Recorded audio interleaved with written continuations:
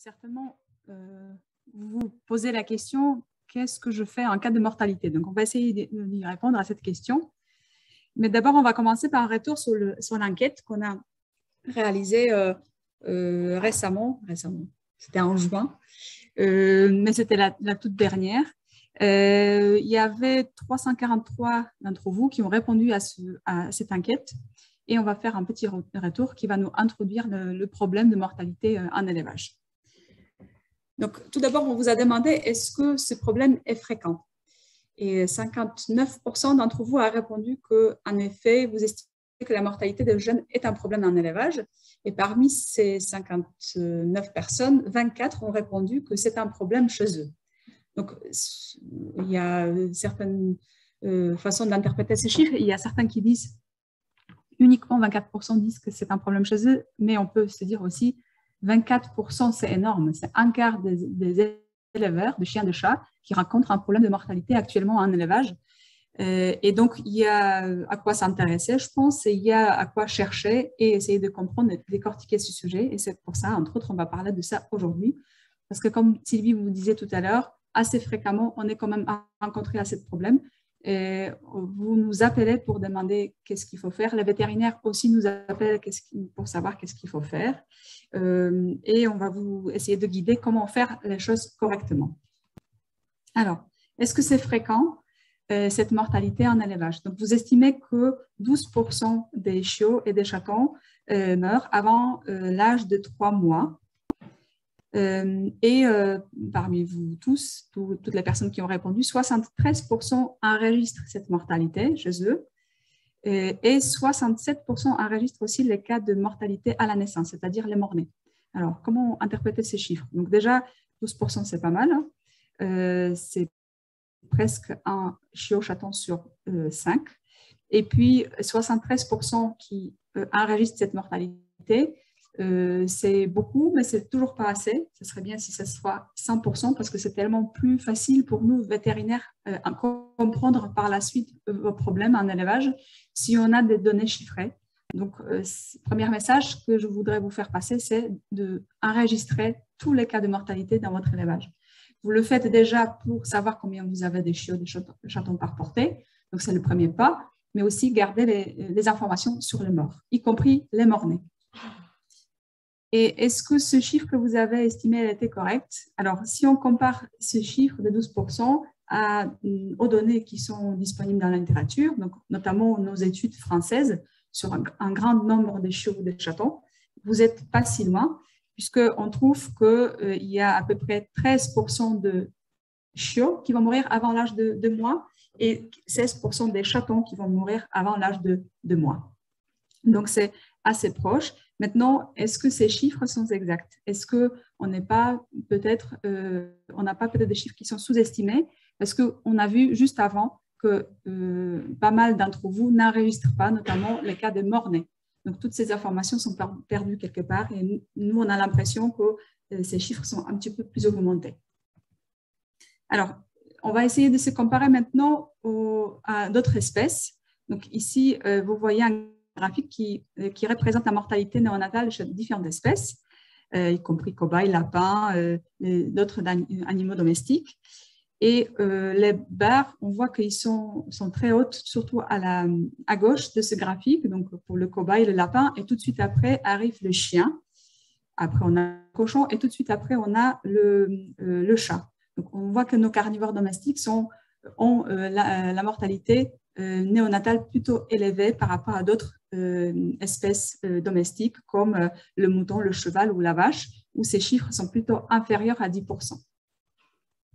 Alors, donc la première chose, c'est que pour ces dernières espèces, la déclaration de naissance et les cas de mortalité surtout sont obligatoires. Et donc, les chiffres qu'on vous présente sont plus exacts. Deuxième chose, c'est qu'ils sont accompagnés beaucoup plus qu'un canine ou un féline sur les démarches, notamment d'enregistrement de cette mortalité, puisqu'ils ont à leur disposition plusieurs outils informatisés qui leur permettent de suivre cette mortalité plus facilement. Donc, il y a derrière les instituts techniques qui se cachent, qui amènent cette aide, notamment GDS, IFIP pour porcs, idéal pour les ovins ou encore Itavi pour le volaille.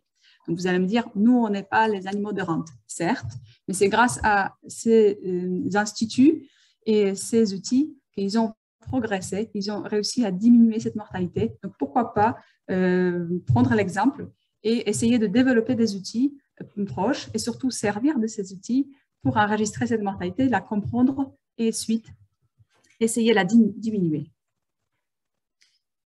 Donc, n'oubliez pas d'enregistrer la mortalité et tous les cas de mortalité, y compris la mort-née. Ensuite, on a posé aussi la question, qu'est-ce qu'ils font les éleveurs en cas de mortalité? Donc, 90% d'entre vous effectuent un suivi plus intense dès la portée. Donc, c'est déjà un bon début puisqu'on veut savoir s'il y a peut-être d'autres chiots, chatons qui sont atteints de ce problème. Ensuite, 59% font réaliser une autopsie. Donc, encore une fois, c'est déjà pas mal, soit presque 60%, mais c'est toujours pas assez. Ça devrait être fait systématiquement. Ensuite, 42% qui font chercher des pathogènes sur les cadavres, par différentes techniques, bactériologie ou PCR, etc. Et 36% qui font recherche des pathogènes sur la mer. Alors, il y a aussi ceux qui ont répondu qu'ils ne font rien, ils ne font pas de recherche, ils ne font pas des examens post-mortem. On les a demandé pourquoi ils ne s'intéressent pas à savoir qu'est-ce qui s'est passé. Et là, du coup, on trouve que 30% a dit que, en fait, ça n'apporte rien. Bon. Et ensuite, on a 20% qui disent qu'ils ont déjà trouvé la cause de cette mortalité sans examen. Et puis, finalement, 30% qui dit que le coût, il est trop important pour faire ce genre d'analyse. Alors, c'est quoi l'objectif en fait de cet examen post-mortem? Pourquoi c'est important de le faire systématiquement? Tout d'abord parce que ça va nous permettre d'identifier la cause de la mort sur le chiot, le chaton qui est décédé. Mais d'autre part, ça va peut-être permettre aussi de sauver la portée, puisqu'on sait que s'il y a un de mort, potentiellement, si c'est une maladie contagieuse, ça peut toucher tout le reste de la portée. Et donc, si on sait de quoi ils sont morts, ça nous permet de réagir plus rapidement pour sauver les autres et peut-être justement les sauver. Et puis, surtout pour ce qui concerne les maladies contagieuses, ça peut nous permettre aussi de sauver les autres portées, les futures portées, puisque si on a une maladie contagieuse en élevage, on peut mettre en place des mesures comme les vaccins, des mesures hygiéniques, des infections qui vont être adaptées, etc., etc. Donc, c'est toujours intéressant de savoir qu'est-ce qui se passe chez vous, même si c'est la première fois, même si c'est le premier chiot, posez-vous des questions. Qu'est-ce qui s'est passé? Quelles sont les causes possibles de cette mortalité? Donc, on vous a posé la question aussi. On était intéressé à savoir qu'est-ce que vous estimez comme cause dans la majorité des cas.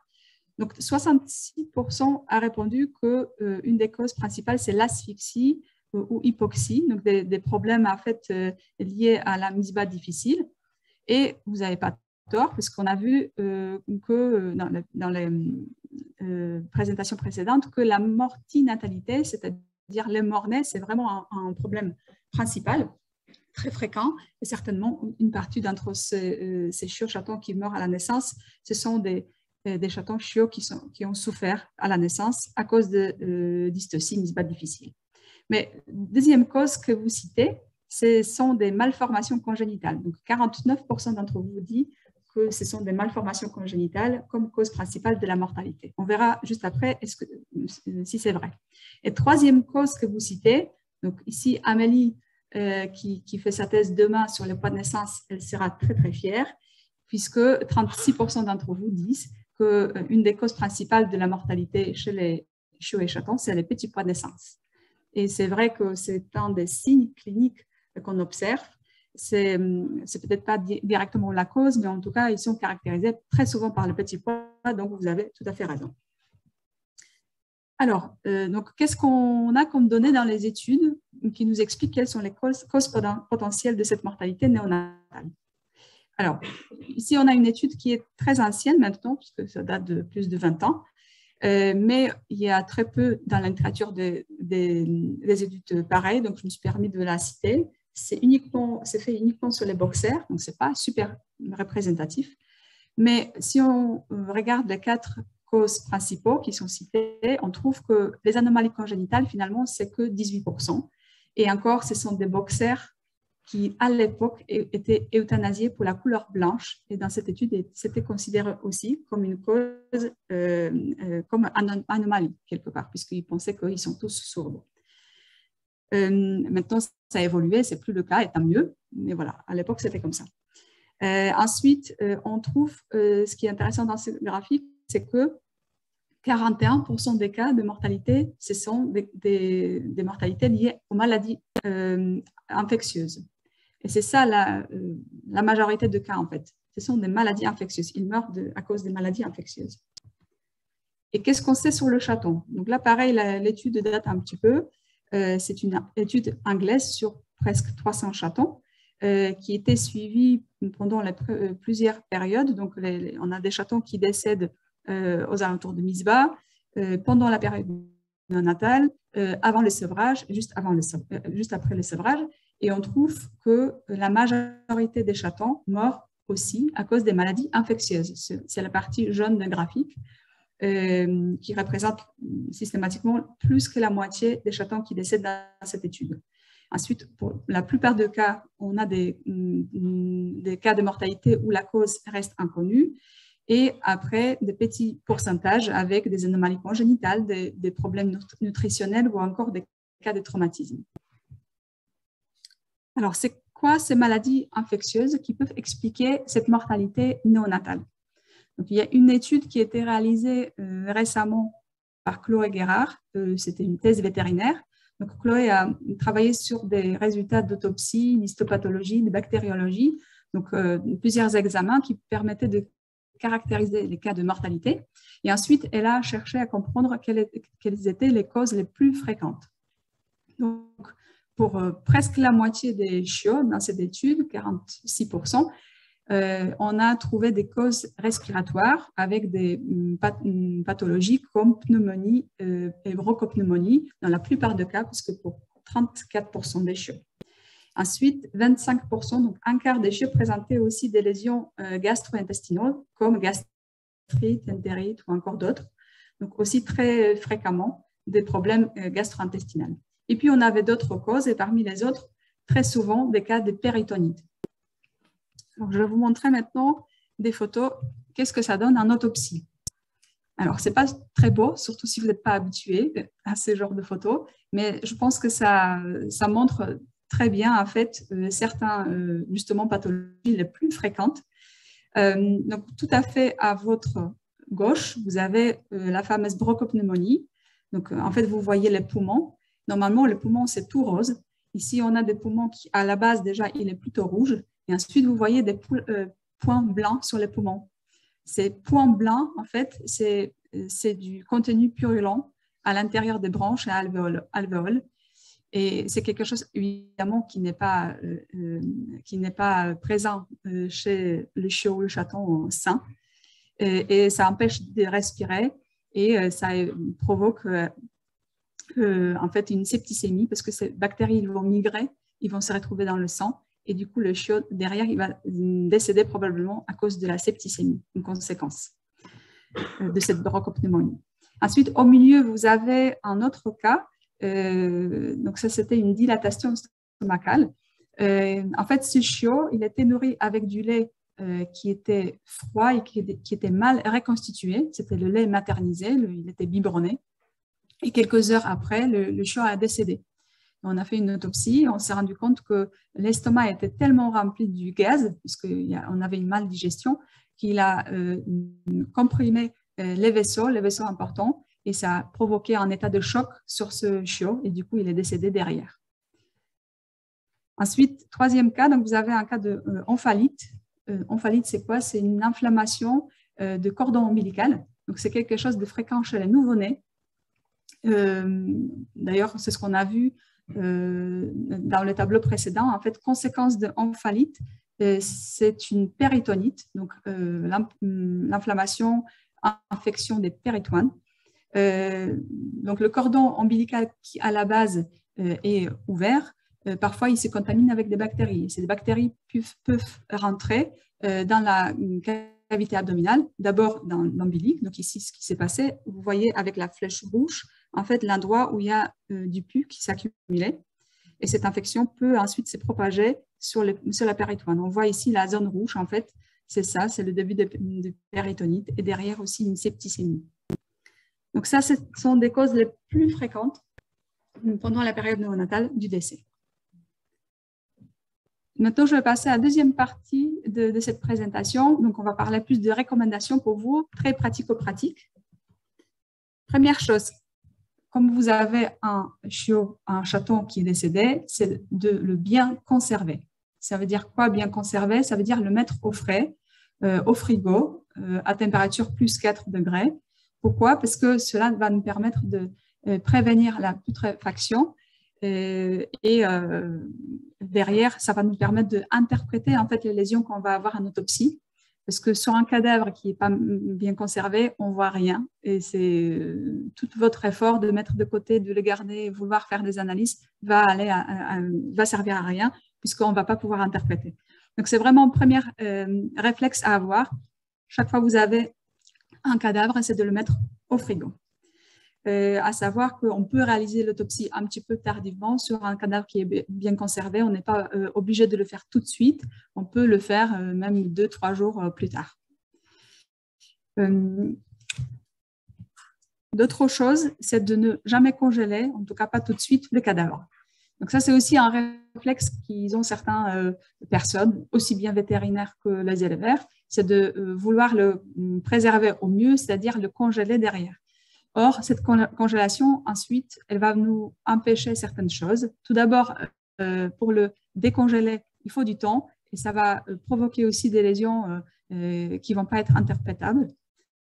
Et puis, ça va aussi provoquer une lyse des cellules derrière.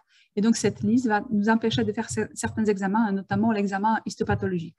Donc, en gros, cet cadavre, il va servir qu'à faire des analyses type PCR, même pas bactériologie, mais plutôt de type PCR. Et tout le reste des analyses vont être plus possibles.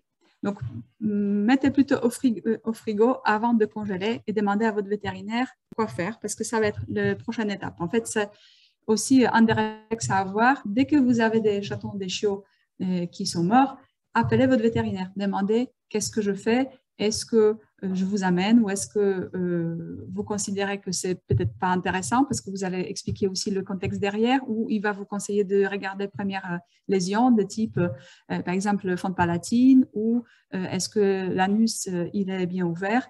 Les premières en fait, signes de maladie, vous pouvez constater déjà vous-même, mais en consultant votre vétérinaire.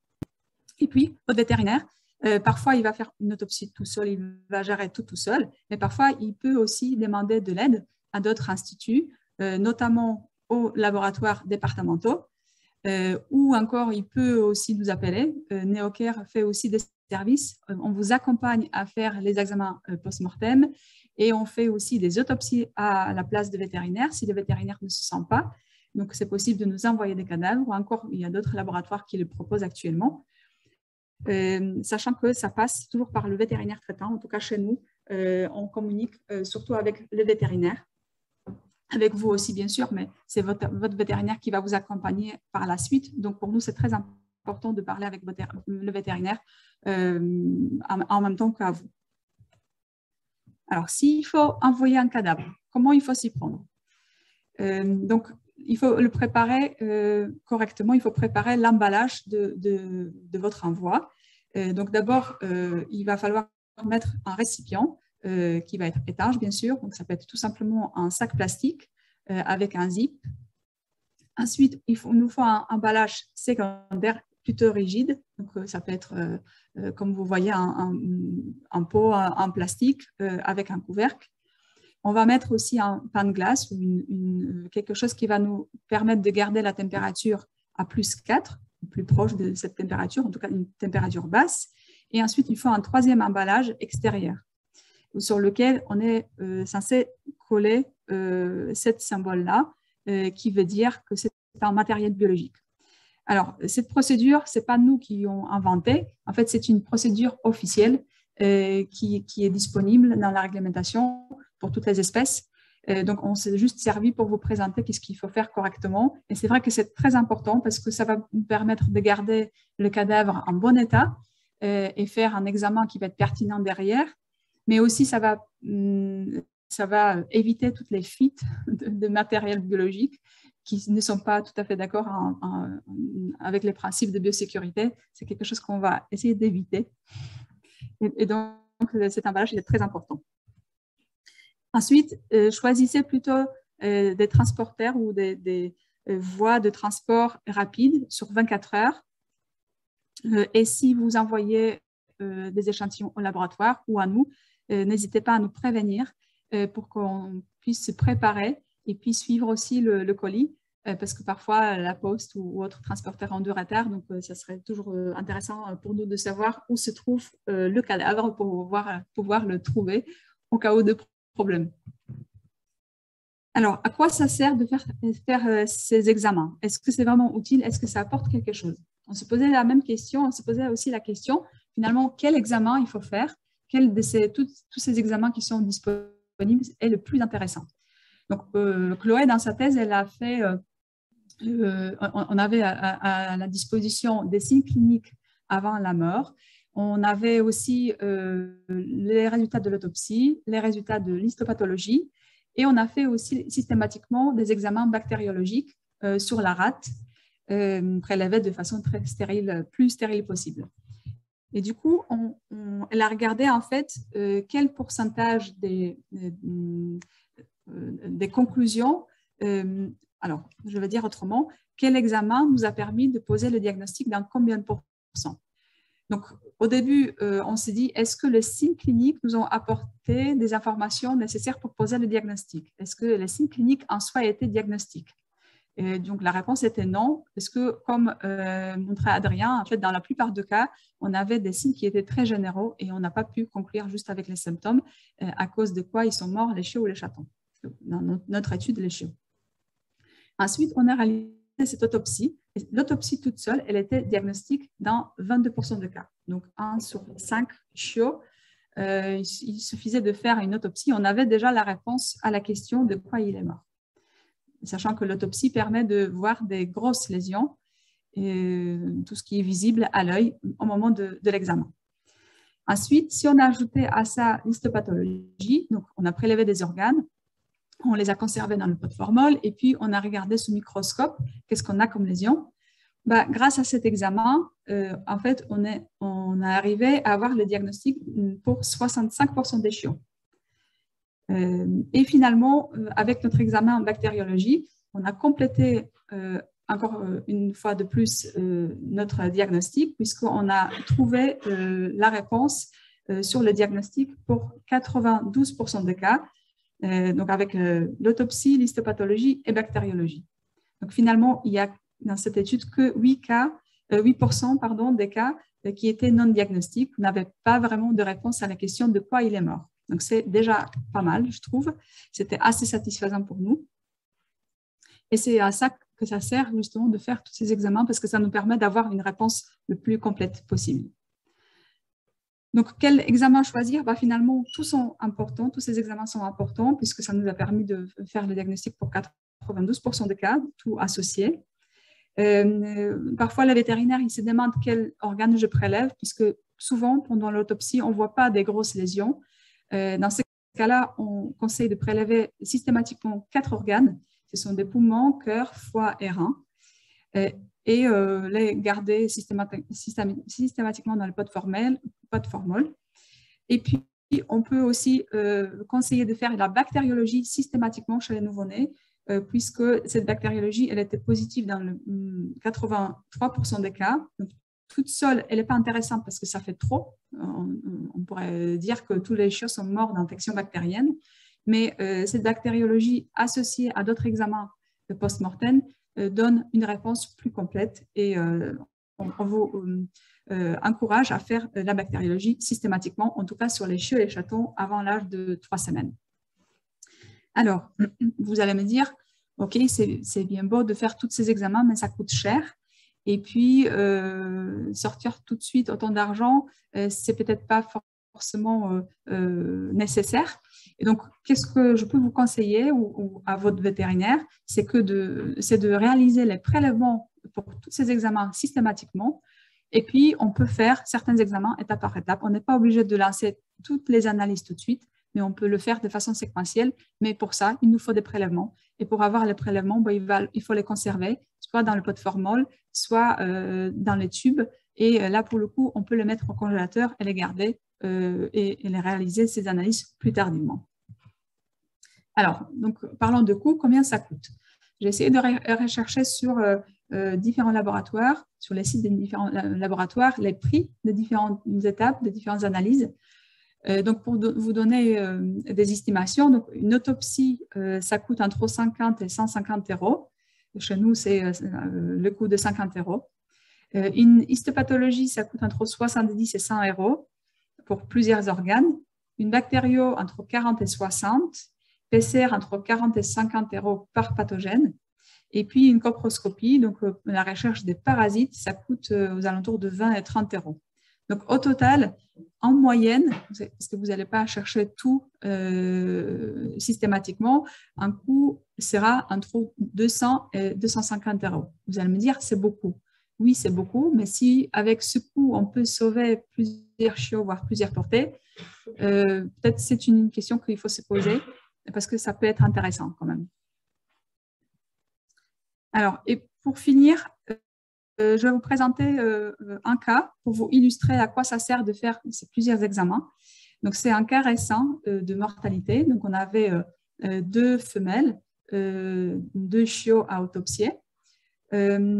C'était globalement une portée de 6 chiots de 14 jours, donc, pendant la période néonatale.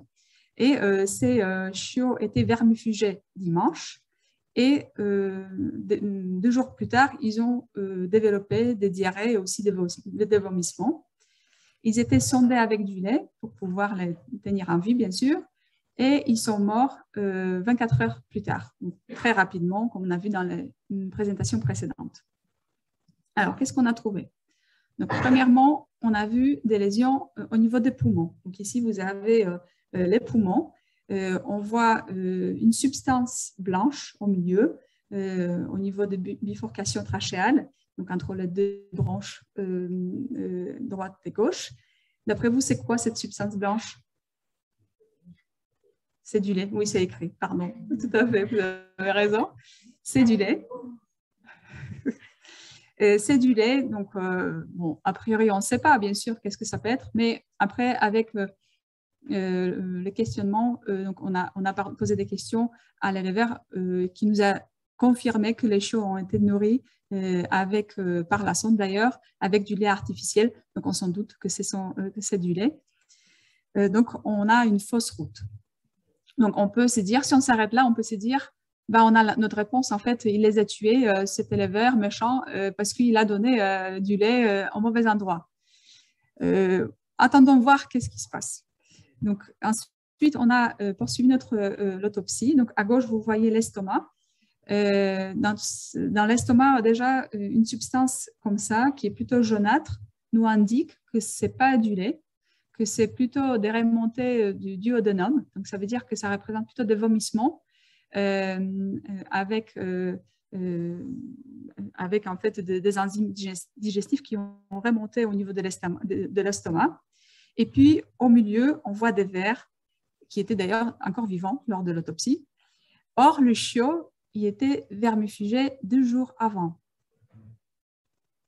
Donc, qu'est-ce que ça peut dire pour vous? Pourquoi pas? Ou alors qu'il y en avait tellement qu'en fait, il y a certains qui l'a vomi parce qu'il vomissait, mais il y a d'autres qui ont resté parce qu'il était bien infesté par les parasites. Pardon? Eh oui, parce qu'il y en avait tellement que finalement, le produit n'était pas efficace contre tous. Et à droite, vous avez aussi l'entérocolite, donc les anses intestinales qui sont certains très rouges, voire violettes, et certains qui sont plutôt blanchâtres.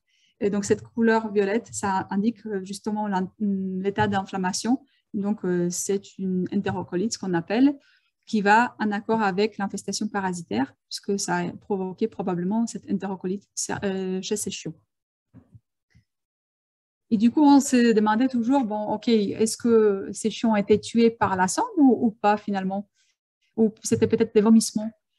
Ou est-ce que cette entérocolite, ça aurait pu être à cause des vers ou peut-être il y avait une autre cause sous-jacente qu'on n'a pas vue parce qu'on s'est focalisé sur les parasites. Parce que ça aurait pu aussi qu'il y avait deux choses. On a pu avoir une parvovirose, par exemple, et puis les vers en plus. Donc, on a réalisé derrière l'histopathologie, donc on a envoyé notre pote formol avec des organes au laboratoire et en fait, ils nous ont fait le diagnostic que c'était une bronchopneumonie aiguë. Donc, je vous lis le chinois derrière avec la tendance interstitielle diffuse. En gros, ils ont constaté que ce n'était pas des signes qui indiqueraient une origine virale ou bactérienne à la base de cette inflammation. Donc, c'était plutôt vraiment des vomissements qui ont provoqué cette bronchopneumonie. Et c'était une fausse route, en fait, avec bronchopneumonie derrière sur les chiots qu'on a autopsiés. Et en fait, conclusion, ah oui, j'ai oublié qu'on a envoyé aussi nos vers chez nos parasitologues pour savoir qu'est-ce qu'on a, pour pouvoir ensuite traiter le futur porté avec antiparasitaire qui sera ciblé. Et il a trouvé que tout simplement, on avait des Toxocara-canis derrière, donc il n'y a pas plus simple en élevage canin parmi les vers, le plus fréquent. Et dans les selles, on n'avait pas observé des œufs pour autant. Alors, pourquoi? Parce que, et c'est vrai que si vous faites coproscopie à l'âge de 2 semaines, souvent, on ne voit pas des œufs derrière. Parce que les vers, en fait, ils sont trop immatures, ils ne sont pas encore développés assez pour produire ces œufs. Et donc, la coproscopie, elle va être négative. Et pour autant, on a des vers dans le tube digestif. Donc, c'était quoi la conclusion de notre autopsie? C'est qu'on avait le cas de décès à cause de bronchopneumonie aiguë avec la fausse route derrière, comme cause intermédiaire, probablement à cause des vomissements, peut-être l'alimentation artificielle, on ne peut pas trancher, les deux sont possibles, les deux restent possibles, mais la cause sous-jacente, la cause primaire en fait, de cette mortalité, c'était tout simplement le toxocariasis, c'est-à-dire présence des vers, l'inflammation à cause des vers, c'est-à-dire Toxocara canis, qui a provoqué en fait une inflammation du tube digestif. Ils étaient vermifugés dimanche. Peut-être il y avait aussi une réponse, un état de choc en fait à cause de mort des parasites qui étaient très abondants. Et donc ça aura peut-être ça a aidé aussi à déclencher les vomissements, la diarrhée derrière. Et donc derrière aussi et finalement la fausse route avec les vomissements et le décès des deux chiots. Donc voilà le cas clinique illustré pour vous. Et dernière chose que je voulais partager avec vous, c'est qu'on est en train de monter une biobanque ici à l'école, au centre de Neoker. La biobanque des échantillons prélevés sur les cadavres qu'on reçoit systématiquement. En fait, toutes les personnes qui nous envoient des cadavres à autopsier, on les demande systématiquement s'ils veulent participer dans notre étude. L'étude consiste à garder un bout d'organes, en fait, qu'on prélève de toute façon pour des examens complémentaires. Parce que l'objectif derrière, c'est de lancer une étude. Une fois, on va avoir beaucoup des organes, beaucoup des chiots ou des chatons derrière, et identifier de nouveaux agents pathogènes, de faire des approches plutôt métagénomiques, c'est-à-dire on va essayer de séquencer tous les virus, toutes les bactéries qui sont présentes, et ensuite faire des associations avec des symptômes type plutôt respiratoires ou plutôt digestifs qui pourraient expliquer ces symptômes. Donc, on va chercher de nouveaux pathogènes, en fait, puisqu'on a très peu reconnu un carnivore domestique et on s'en doute qu'il y en a beaucoup plus que ce qu'on pense, qu'on cherche habituellement, et ce sera intéressant de savoir quels sont ces pathogènes. Et maintenant, c'est le moment pour poser des questions.